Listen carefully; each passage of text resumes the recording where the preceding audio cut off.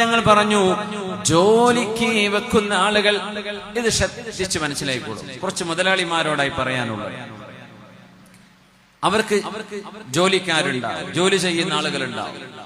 അവർക്ക് മാന്യമായ ശമ്പളം കൊടുക്കാതെ, അവരുടെ ഹക്ക് കൊടുക്കാതെ 1000-ഉം 10,000-ഉം ലക്ഷക്കണക്കിന് ജോലിക്കാര് ജോലി ചെയ്യുന്ന എത്രയോ മുതലാളിമാർ അല്ലാഹുവിന്റെ ദുനിയാവിലുണ്ട്.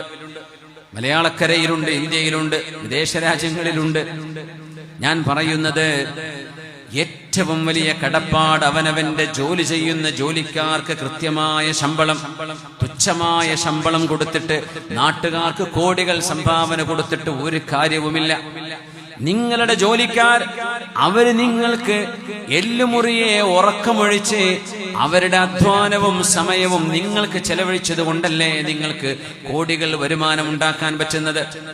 ഏതെങ്കിലും ഒരു വിശേഷപ്പെട്ട ദിവസം വരുമ്പോ നാട്ടുകാർക്കോ ഏതെങ്കിലും സംവിധാനങ്ങൾക്കോ നിങ്ങൾ കോടികൾ ഓഫർ ചെയ്യുമ്പോ, ആ ഓഫർ ചെയ്യുന്നതിന്റെ മുമ്പ് നിങ്ങളുടെ ജോലിക്കാർക്ക് നിങ്ങൾ മാന്യമായ ശമ്പളമാണോ കൊടുക്കുന്നത് എന്ന് ഉറപ്പുവരുത്തുക. ആ പാവങ്ങൾക്ക് എന്തെങ്കിലും ഒരു ചെറിയ സമ്മാനത്തുക, എന്തെങ്കിലും ഒരു ഹദിയ അവർക്ക് കൊടുത്തിട്ടാണ് നിങ്ങൾ മറ്റുള്ളവർക്ക് കൊടുത്തിട്ട് കാര്യമുള്ളൂ.